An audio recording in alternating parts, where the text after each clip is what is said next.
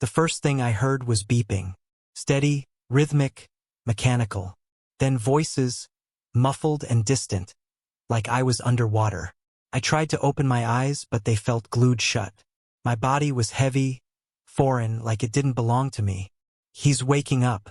Doctor, he's waking up. A woman's voice. Urgent. Familiar in a way I couldn't place.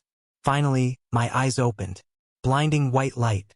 I blinked, trying to focus. Hospital room. Medical equipment. For in my arm, a face appeared above me. A woman, mid-20s, with long auburn hair and striking green eyes that were filled with tears. "Oh my God. Thank God. You're awake. You're finally awake," she said, reaching for my hand. I tried to speak, but my throat was raw. A nurse appeared with water, helped me take small sips. Where am I?" I managed to croak out. "Mount Sinai Hospital. You've been in a coma for 6 weeks," a doctor said, stepping forward. "I'm Dr. Martinez. Do you know your name?" "Damon. Damon Kerr," I said. The words came automatically. "Good. Do you remember what happened?" the doctor asked. I tried to think. My mind was foggy, like trying to see through dense smoke. I don't know. I don't remember. That's normal with traumatic brain injuries. You were in a car accident, hit by a drunk driver on the FDR drive. You sustained serious injuries and have been unconscious for 43 days. Dr. Martinez explained. 43 days. 6 weeks of my life gone. The woman with auburn hair squeezed my hand tighter. I was so scared. I thought I'd lost you. I looked at her, really looked at her. She was beautiful. She was clearly emotional. But I had no idea who she was. "I'm sorry, but who are you?" I asked. Her face crumpled. "What?" "Damon, it's me. Ardan. Your fiancé." "Fiancé? I didn't have a fiancé. Did I?" I don't remember you," I admitted. The doctor stepped in.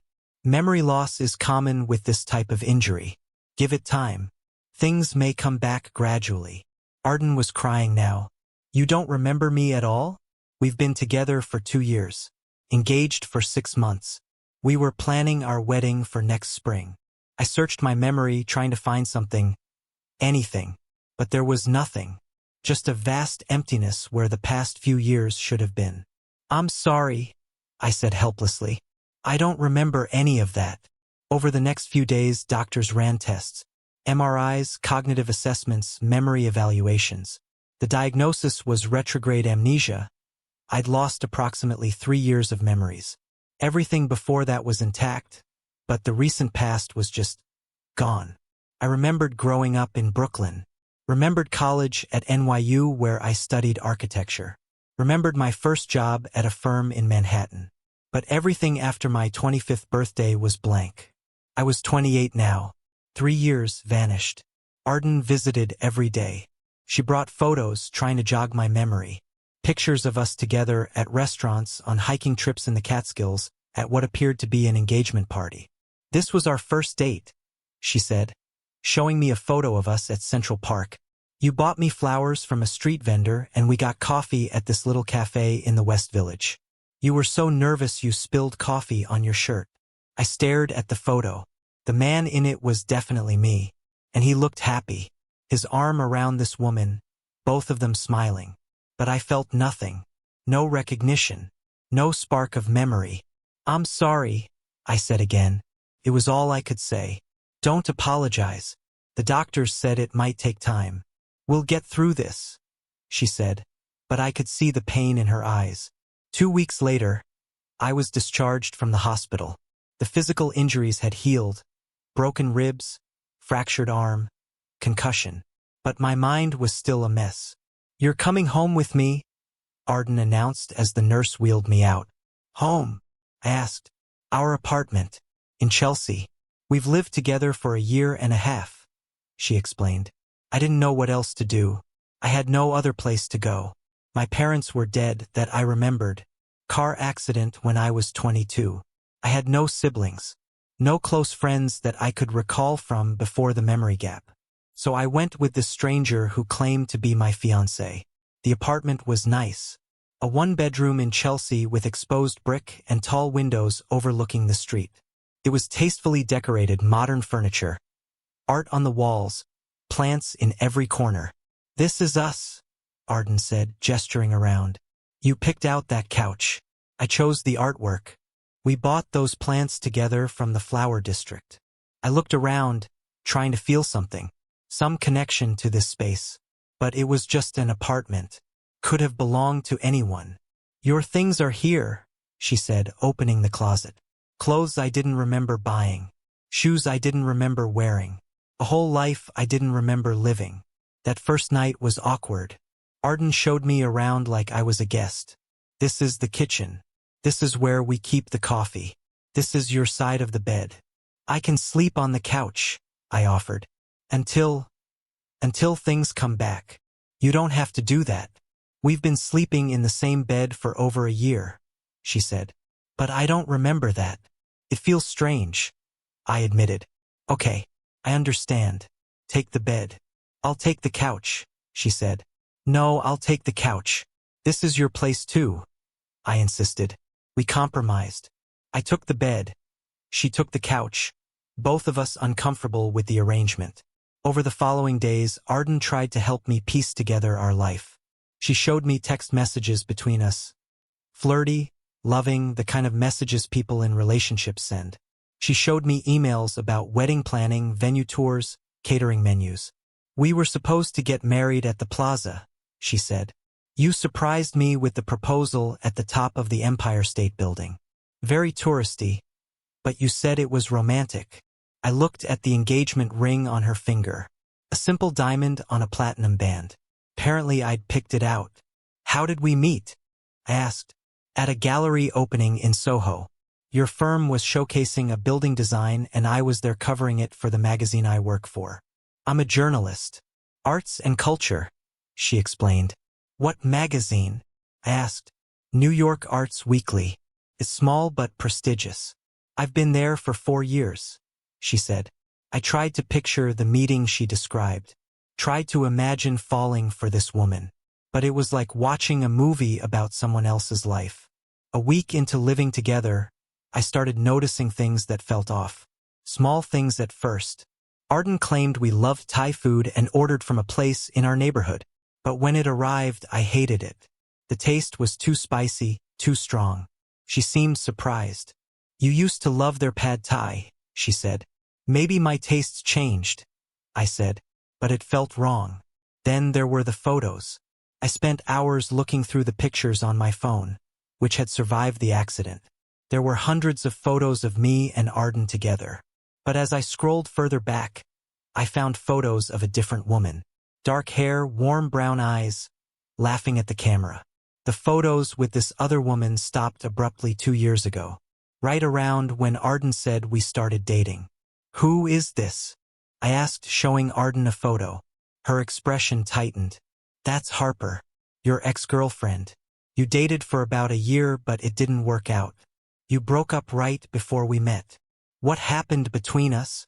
I asked. "You never really talked about it. Just said it wasn't right, that you'd grown apart." "Why are you asking about her?" Ardan asked, an edge to her voice.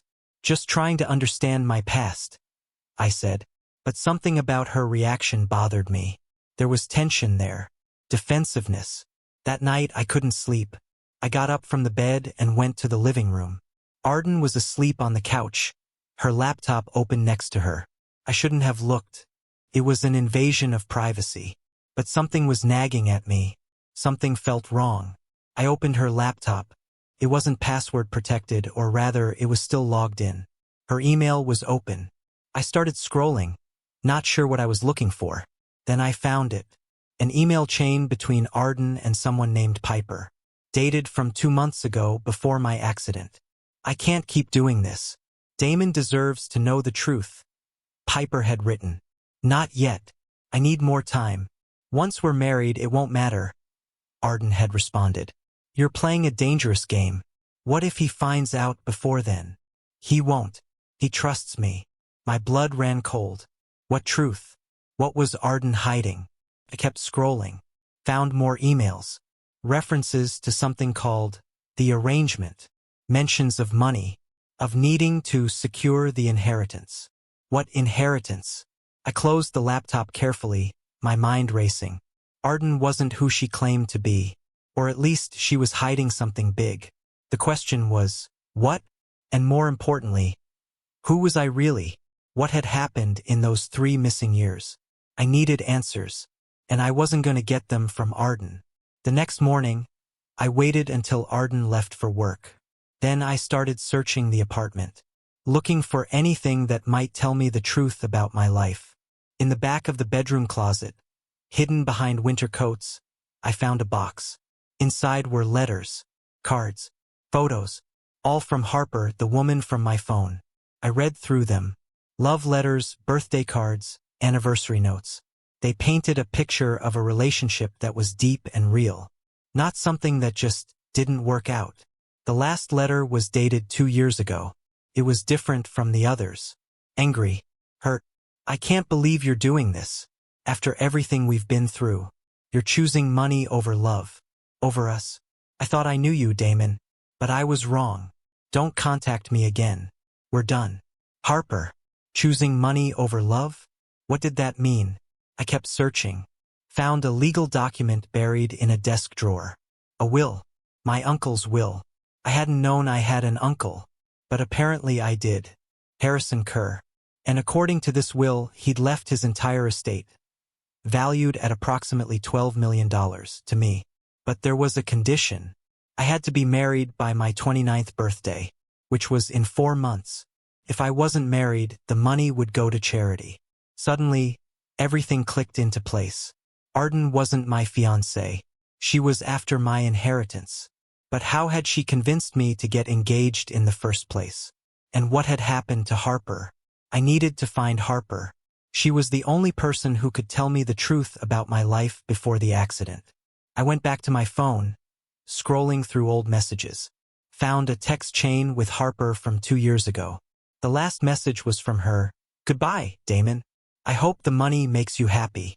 I hit the call button. The number was disconnected. I tried searching for her on social media. Harper Crane. I found several accounts, but none of them were her. It was like she'd disappeared.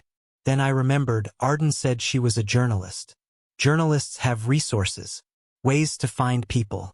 I went to the New York Arts Weekly website, searched their staff directory. Ardan's name wasn't there. I called the magazine directly. New York Arts Weekly, how can I help you? A receptionist answered. Hi, I'm looking for Ardan. I'm sorry, I just realized I don't know her last name, I said, feeling stupid. What's her first name? The receptionist asked. Ardan. She's a journalist there. Arts and culture, I said. I'm sorry, we don't have anyone by that name on staff. Is there someone else I can direct you to? She asked.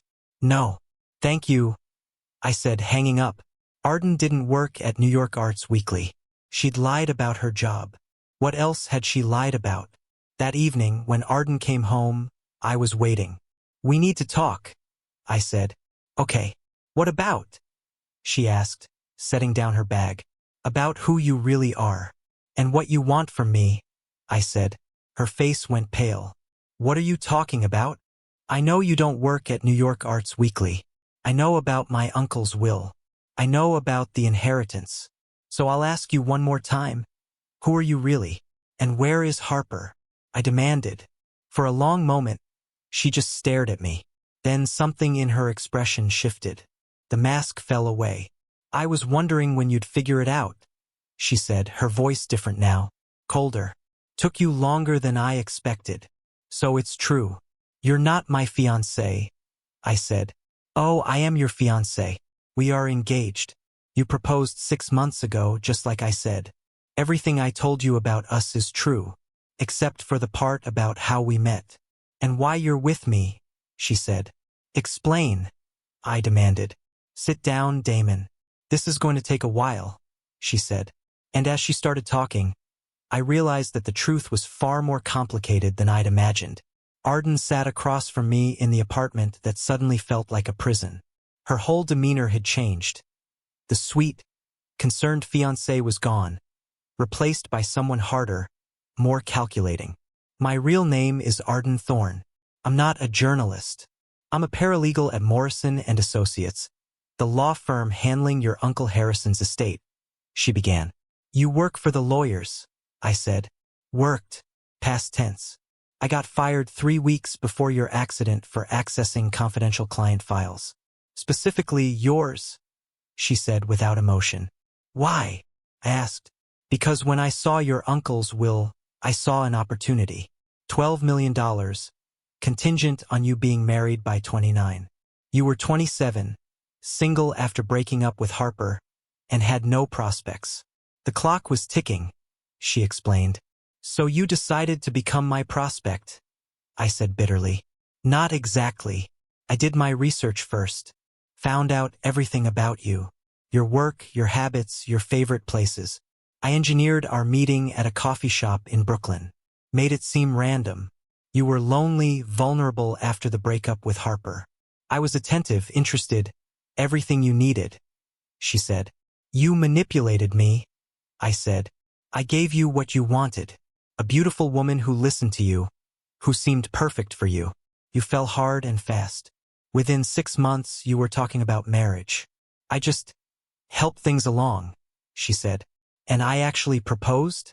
Knowing about the inheritance, I asked. You proposed because you thought you loved me, and you did in your way.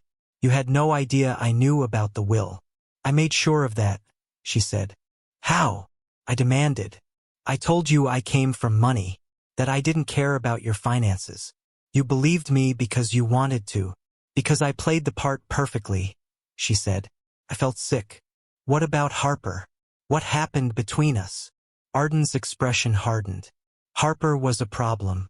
You were still in love with her when I met you. She was the one who got away. I couldn't compete with a memory.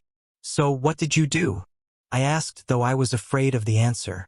I found out why you broke up. Your Uncle Harrison made you an offer 2 years ago. Give up Harper, marry someone he approved of, and you'd get the inheritance. If you stayed with Harper, you'd get nothing, she explained. My uncle tried to control my love life? I asked, stunned. He was old money, conservative. Harper came from a working-class background. Harrison thought she was after your future inheritance. He gave you an ultimatum. You chose the money, she said. The words from Harper's last letter echoed in my mind. You're choosing money over love. I broke up with Harper for money, I said, the realization hitting me like a physical blow. You did. Then you spent 2 years regretting it. Throwing yourself into work, going through the motions. You were miserable. That's when I appeared. The perfect rebound. The woman who could help you forget, Ardan said. But I didn't forget, I guessed. No. You compared me to her constantly. In the beginning, you'd say her name in your sleep. You'd see someone on the street who looked like her and your whole face would change. It was exhausting, she admitted. Then why stay with me? I asked. Because you proposed. Because I'd invested 2 years into this plan and I wasn't walking away with nothing.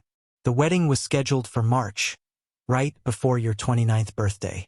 I just had to keep you on track for 4 more months, she said. Until the accident, I said. Until the accident, she confirmed. You were out with friends. I wasn't there. You got hit by a drunk driver on your way home. 6 weeks in a coma. When you woke up with no memory of the past 3 years, I saw a chance to reset everything. To make me fall in love with you again. For real this time, I said. Exactly. Without the baggage of Harper, without the comparisons, without you knowing the real reason we got together. I could create the perfect relationship from scratch. Make you believe we were soulmates, she said. But I found out, I said. You did. Faster than I expected. I underestimated you, she admitted. We sat in silence for a moment. I was processing everything, trying to separate truth from lies. Where is Harper now? I asked. I don't know. After you dumped her, she left New York. Someone said she moved to Boston. But I never tried to find her. I didn't care, Ardan said. Do you care about me at all? Or was it all manipulation? I asked. For the first time, Something flickered in her expression. Uncertainty, maybe, or regret. In the beginning, it was purely transactional. But Damon, over 2 years. You can't fake feelings for that long without developing some real ones. I do care about you. More than I expected to. This wasn't supposed to get complicated, she said.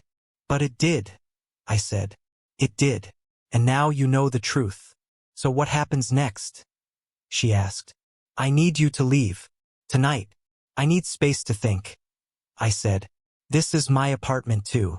We both signed the lease, she pointed out. I don't care. Leave. Or I'll call the police and tell them you've been committing fraud. I said.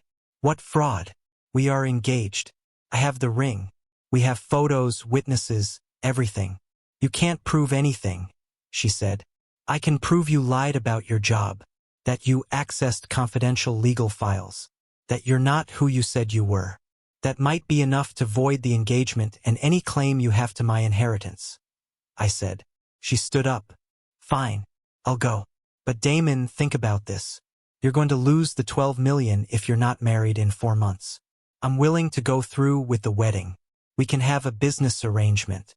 You get your money, I get compensation for my time. Then we divorce quietly after a year. Get out, I said. She grabbed a bag, threw some clothes in it, and left without another word. Alone in the apartment, I sank onto the couch and tried to process everything. I'd broken up with Harper for money, then got engaged to a woman who was scamming me for that same money. And now I had 4 months to get married or lose it all. The irony was crushing. But more than the money, I was haunted by Harper, the woman I'd loved and left, the woman whose letters were full of genuine emotion and pain. I had to find her, had to know if there was any chance of fixing what I'd broken. I spent the next 3 days searching. I hired a private investigator, tracked down mutual friends from 2 years ago. Finally, I got a lead. Harper was living in Boston, working as a teacher at a private school. I found her address, an apartment in Beacon Hill. I should have called first, but I was afraid she'd refuse to see me, so I just showed up. When she opened the door, my breath caught. She looked the same but different. Her dark hair was shorter.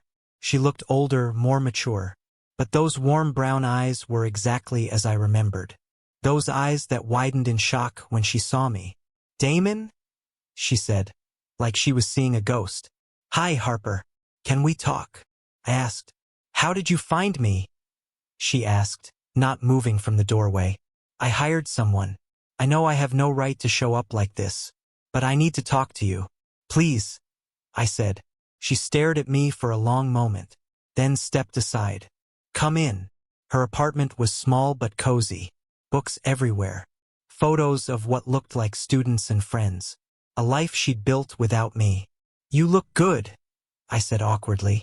You look like you were in an accident, she said, noticing the fading bruises, the scar on my temple. I was. Car accident. 6 weeks in a coma. I woke up with no memory of the past 3 years, I explained.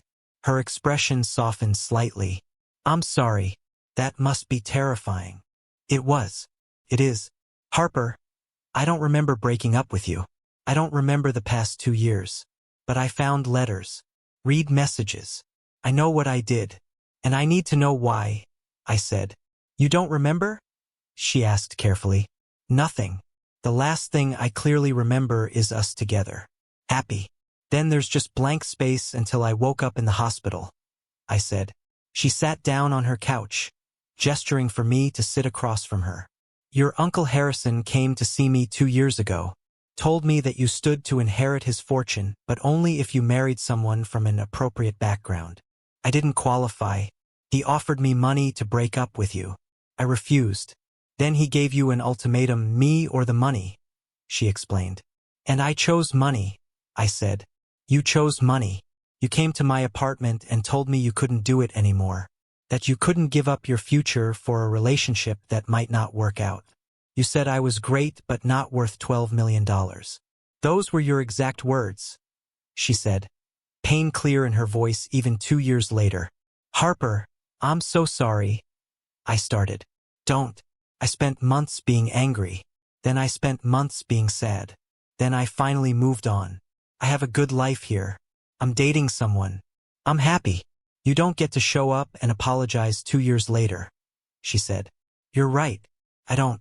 But I need you to know, the man who said those things isn't who I am now. I don't have those memories. All I have is the memory of loving you, of being happy with you. And now I'm trying to piece together what happened and why I made such a terrible choice. I said, you made the choice because deep down you cared more about security than love.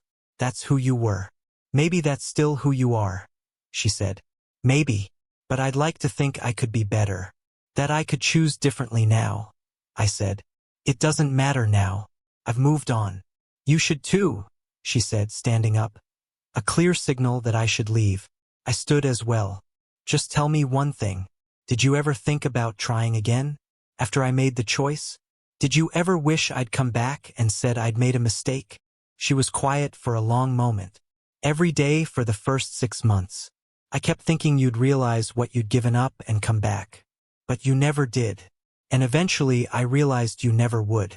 That you'd made your choice and you were living with it. I'm here now, I said. You're here because you lost your memory. Not because you had a change of heart. That's not the same thing, she said. She was right. But I couldn't shake the feeling that I was supposed to be with her. That everything with Ardan, with the inheritance, with the accident, it was all leading me back to Harper. If I could do it over, knowing what I know now, I'd choose you. Every time. The money doesn't matter. You matter, I said. That's easy to say when you don't have the memory of actually making the choice. When you're not standing there weighing love against $12 million.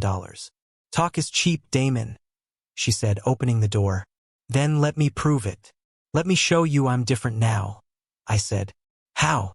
By giving up the inheritance? You have 4 months until your 29th birthday, right? Are you willing to let $12 million go to charity just to prove a point to a woman you haven't seen in 2 years? She challenged. Yes, I said without hesitation. She looked surprised. You're serious? Completely. I don't want the money. I never did. Apparently past me did. But current me doesn't. I just want a chance to know you again. To see if what we had is still there. I said. I have a boyfriend, she reminded me. I know. And if you love him, if you're happy, I'll leave and never bother you again. But if there's any part of you that wonders, what if, give me a chance, I pleaded. She stared at me, clearly torn. I need time to think. This is a lot. You showing up, telling me you don't remember, saying you'd give up millions for me. I can't process this right now, she said. Take all the time you need. Here's my number. Call me when you're ready. Or don't. But Harper, I meant what I said.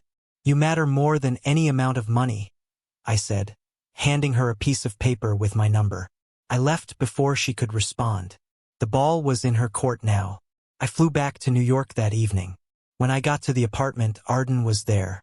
You changed the locks, she said accusingly.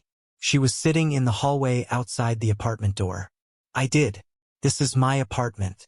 You need to find your own place, I said. Where have you been? She asked.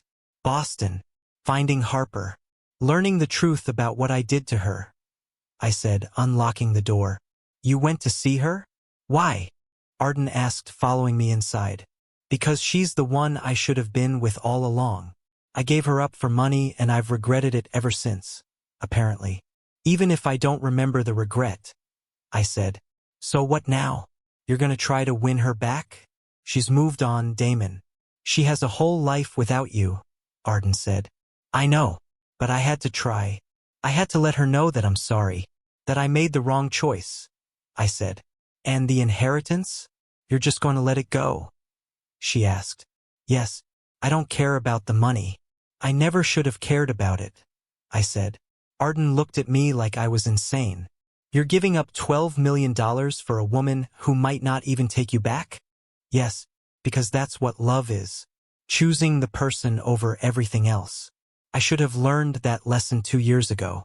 Better late than never, I said. She shook her head. You're a fool. Maybe.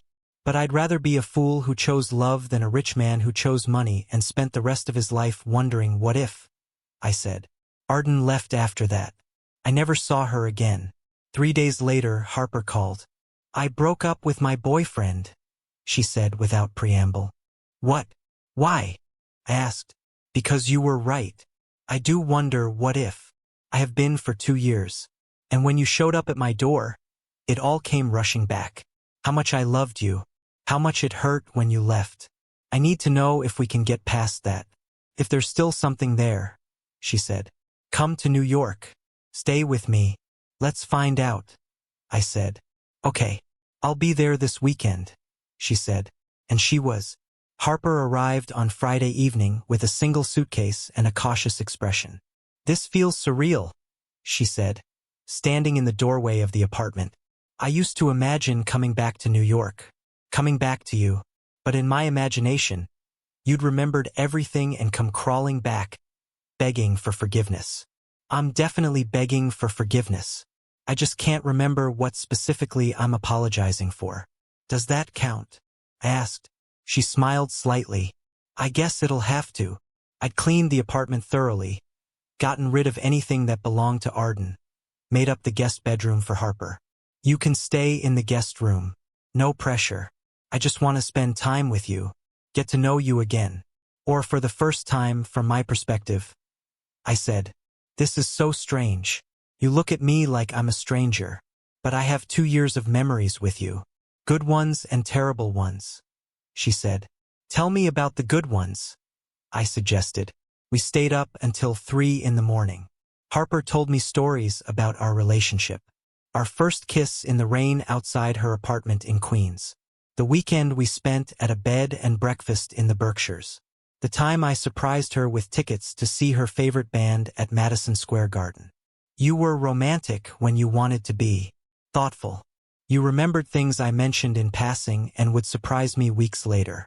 Like the time I said I missed this specific coffee from a shop near my childhood home in Philadelphia. You tracked it down and had them ship beans to New York, she said, smiling at the memory. I did that. I asked. You did. You could be really sweet. That's why it hurt so much when you ended things. Because I knew you loved me.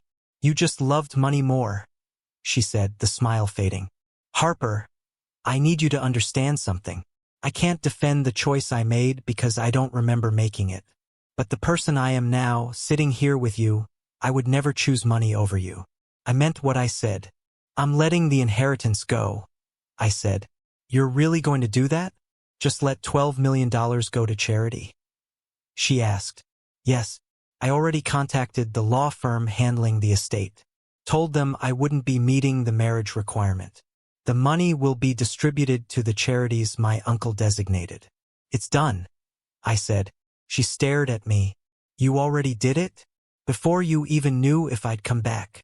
I did it because it was the right thing to do, whether you came back or not. I'm not the person who values money over love anymore. If I ever was that person, I'm not now, I said. Damon, that's a huge decision. Are you sure? She asked. Completely sure. My uncle tried to control my life with that money.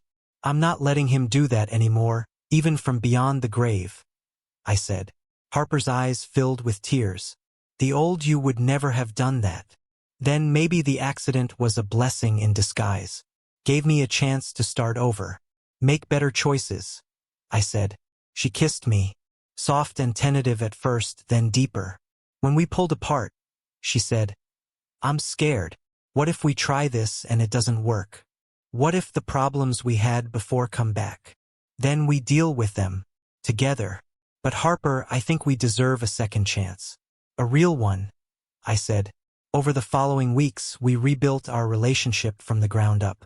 Harper told me about her life in Boston, her work as a teacher, the friends she'd made. I told her about my work as an architect, the projects I was designing, the life I couldn't remember living. It's weird dating someone who doesn't remember our first date, our first kiss, our first anything, she said one evening. We were cooking dinner together in the apartment. We can make new firsts, new memories, I suggested. I like that idea. A fresh start, she said. But the fresh start was complicated by the shadows of the past. Harper would sometimes reference something we'd done together and I'd have no idea what she was talking about. Or she'd expect me to know something about her that I'd forgotten. "This is harder than I thought it would be," she admitted one night. "I keep forgetting that you don't remember. I'll say something about that time at the beach or remember when and you just look at me blankly. It's like loving a ghost. I'm not a ghost. I'm here. I'm real. I just have different memories," I said. "I know. But sometimes I wonder if we're trying to recreate something that can't be recreated. If too much has happened for us to go back," she said. "We're not going back. We're going forward. Creating something new," I insisted. Then, 2 months into our renewed relationship, something happened that changed everything. I started having dreams. Vivid, intense dreams that felt more like memories. I'd dream about Harper and me fighting. About my Uncle Harrison sitting across from me in an expensive restaurant, making his ultimatum. About the look on Harper's face when I told her we were over. I'd wake up sweating, heart pounding. The image is still fresh. "The memories are coming back," Dr. Martinez said when I told him during a follow-up appointment. "That's common with retrograde amnesia. Sometimes the memories return gradually, triggered by stress or emotional events. But they're not complete memories, just fragments, pieces," I said. "Give it time. Your brain is healing. The memories may continue to return, or they may not. There's no way to predict," he explained. I didn't tell Harper about the dreams. Didn't tell her that I was starting to remember the person I used to be. The person who'd valued money over love. Because what I was remembering scared me. In the fragments of memory returning, I could see myself making the calculations. Weighing my love for Harper against the security of $12 million. Convincing myself that I'd find love again but might never have this financial opportunity. I've been cold, pragmatic, selfish, and the worst part? I could understand why I'd made the choice. Could see the logic even if I disagreed with it now. 3 months into our relationship, Harper got a job offer. A prestigious private school in Manhattan wanted her as their head of English department. Significant pay raise, better benefits, a chance to move back to New York permanently. This is everything I wanted professionally. But Damon, I need to know where we stand before I uproot my life again. "Are we doing this? Really doing this?" she asked. "Yes, I love you. I want a future with you," I said. "Even though you don't remember falling in love with me the first time? Even though you're essentially dating a stranger who has history with you that you can't recall?" she asked. "You're not a stranger. Not anymore. I spent 3 months getting to know you. The real you. And I love what I found," I said. "Okay, then I'm taking the job. I'm moving back to New York. We're doing this," she said. She moved back 2 weeks later. Got an apartment in the West Village while we figured out our living situation. "I don't want to rush moving in together. We just got back together. Let's take this slow," she said. "Whatever you need. I'm not going anywhere," I promised. But as more memories returned, I started to question everything. I remembered proposing to Ardan. Remembered convincing myself that marrying her would fulfill the will requirements and I could finally move on from Harper. Remembered thinking that love was a luxury I couldn't afford. I remembered being that person. And I hated him. One evening, I was at Harper's new apartment when she found me staring at nothing, lost in thought. "What's wrong? You've been distant all week," she said. "I'm remembering," I admitted. "The memories are coming back. Not all of them, but enough." "Enough for what?" she asked carefully. "Enough to know who I was. The person who left you. And Harper, he was terrible. Selfish and calculating and cold. I don't want to be him again," I said. "You're not him. You made different choices this time. You gave up the inheritance. You came to find me. You chose love," she said. "But what if the memories keep coming back and with them, that mindset? What if I start thinking like him again?" I asked. "Then I'll remind you why you made different choices this time. I'll be here to keep you from becoming that person again," she said firmly. "You'd do that? Even knowing who I was?" I asked. "I fell in love with who you were before the accident, before your uncle's ultimatum. That person was kind and thoughtful and loved me. Then you changed. But now you're changing back. I'm not giving up on you just because you're scared of remembering, she said. That night, lying in her bed, I had the most vivid dream yet. More than a dream, a complete memory returning. I was standing outside Harper's old apartment in Queens 2 years ago, about to go upstairs and end our relationship. I could feel the weight of the decision. The $12 million on one side, Harper on the other. In the memory, I chose the money. But as the memory played out, I saw something I hadn't noticed before. Saw someone watching from across the street. Ardan. She'd been there, watching, even back then. I woke up with a start. What is it? Harper asked, groggy. Ardan was there. The night I broke up with you. She was watching. I said. What? How do you know? She asked, now fully awake. I just remembered. I saw her across the street. I didn't think anything of it at the time, but now… Harper, what if she didn't just randomly find me after we broke up? What if she orchestrated the whole thing? I said. You think she manipulated the breakup? Harper asked. I don't know, but I'm going to find out, I said. The next day, I tracked down Piper, the woman from the emails I'd found on Ardan's laptop. She'd been copied on messages about the arrangement. I found her at a coffee shop in Brooklyn, showed her screenshots of the emails I'd saved. You need to tell me what you know about Ardan and her plan, I said. Piper looked at the emails, then at me. You really don't remember, do you? Remember what? I asked. Ardan didn't just manipulate you after your breakup with Harper. She manipulated the breakup itself. She worked at the law firm that handled your uncle's estate. She knew about the will, knew about the ultimatum. And she made sure Harper knew about it too, Piper explained. What do you mean? I asked, my blood running cold. Ardan sent Harper an anonymous email. Told her about the will, about the condition, about how you stood to inherit millions if you married the right person. She planted the seed that you were only with Harper because you didn't know about the money yet. That once you found out, you'd leave, Piper said. So when my uncle gave me the ultimatum, I started. Harper was already primed to believe you'd choose money. Ardan made sure of that. Then when you actually made the choice, it confirmed everything Harper feared. Ardan swooped in shortly after, playing the perfect rebound, Piper finished. She destroyed my relationship from the inside, I said, stunned. She did, and I helped her. I was her friend. I thought it was clever. I didn't realize how much damage it would cause. That's why I eventually told her she needed to come clean. But by then, you were already engaged to her, Piper said. Why are you telling me this now? I asked.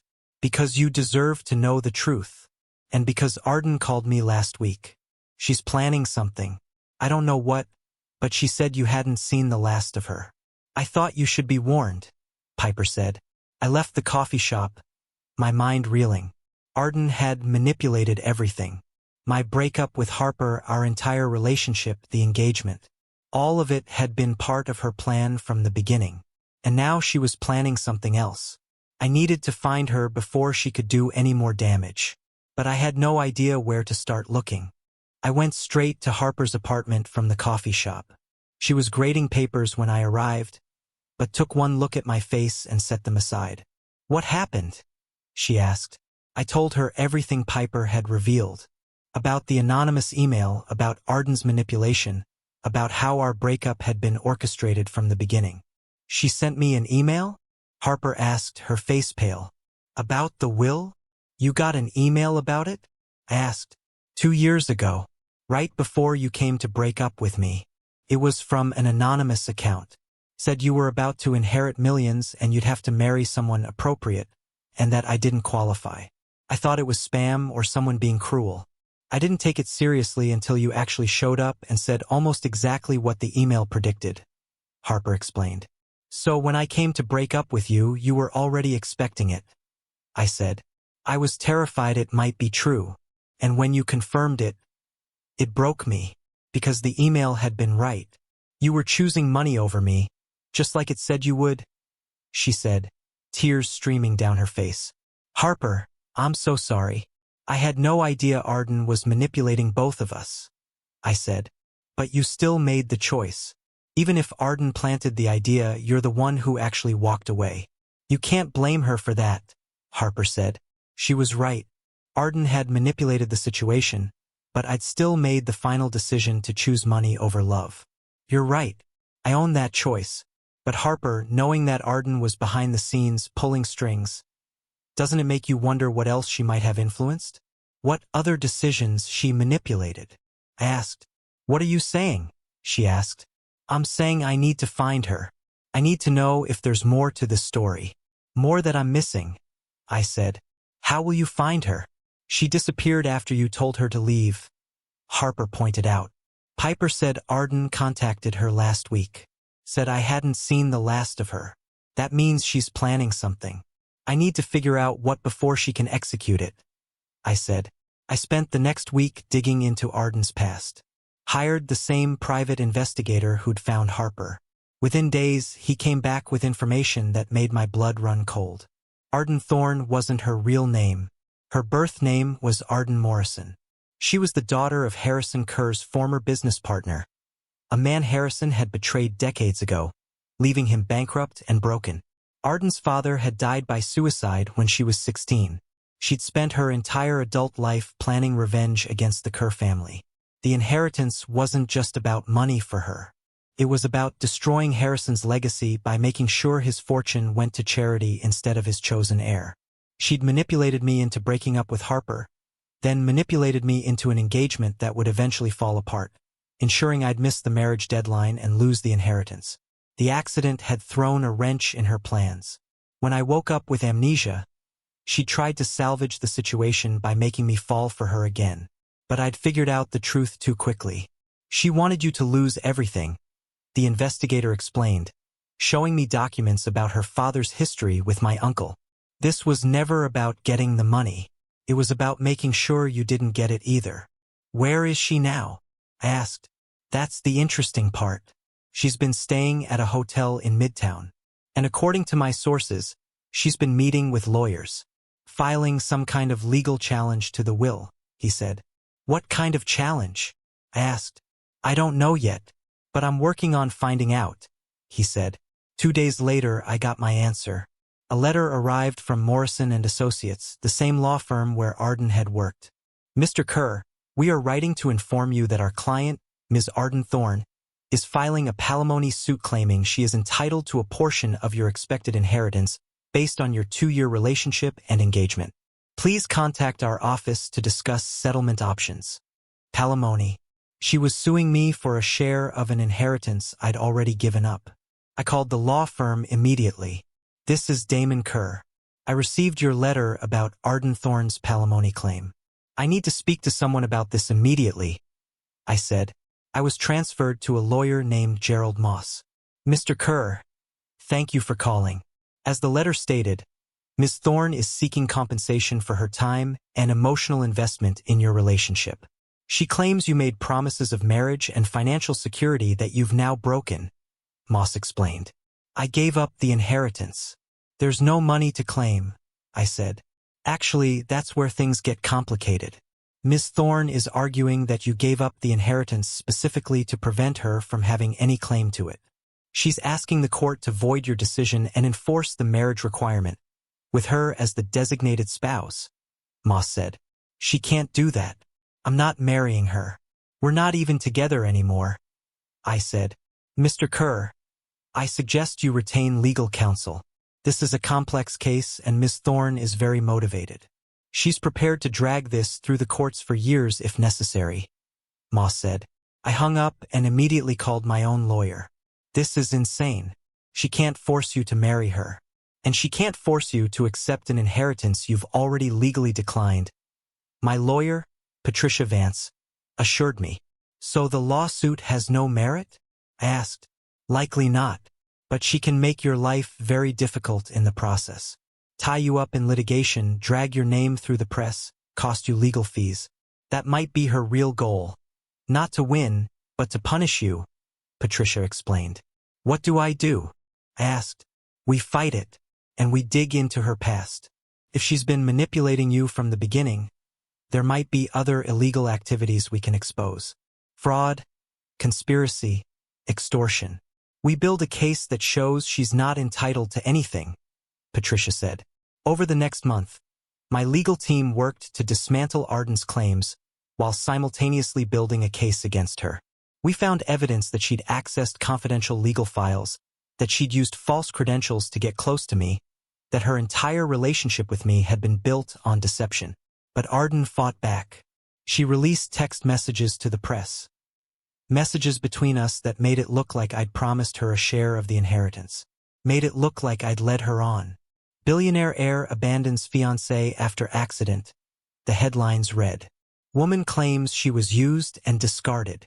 Harper saw the articles. Called me immediately. Are these messages real? She asked. Some of them, but they're taken out of context. I didn't write them trying to promise her money. I wrote them because I thought I loved her. Because she'd manipulated me into believing we had something real. I explained. Damon, this is getting messy. Really messy. Maybe you should just settle with her. Give her something to make her go away. Harper suggested. No. If I settle, she wins. She gets money for destroying my life, for manipulating both of us. I'm not rewarding that behavior, I said. But this could drag on for years. Do you really want to spend that time fighting her? Harper asked. I'll do whatever it takes. I'm not letting her win, I said. The legal battle intensified. Depositions, court dates, media scrutiny. It was exhausting, and it put strain on my relationship with Harper. I feel like we're building our relationship in the middle of a war zone, she said one evening. We can't have a normal date without photographers following us. Can't have a private moment without worrying about what Ardan might do next. I know. I'm sorry. This isn't what you signed up for, I said. I signed up for you. For us. But Damon, I need to know this is going to end. That we're going to have a normal life eventually, she said. I promise. Once this legal case is resolved, we can move forward. Have that normal life, I said. And if the case takes years? What then?